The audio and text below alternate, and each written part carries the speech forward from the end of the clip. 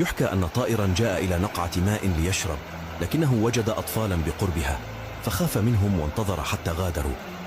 صدفة جاء رجل ذو لحية طويلة إلى البركة، فقال الطير في نفسه: هذا رجل وقور لا يمكن أن يؤذيني، فنزل إليها ليشرب، لكن الرجل رماه بحجر ففقع عينه.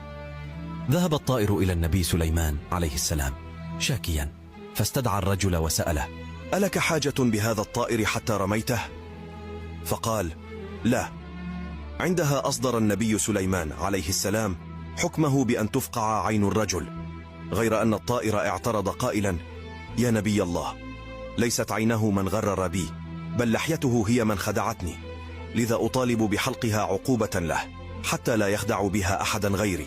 نحن دائما ما ننخدع بمظاهر البشر، فكم من شخص نظنه صاحب سوء وهو أطيب خلق الله، وكم من قريب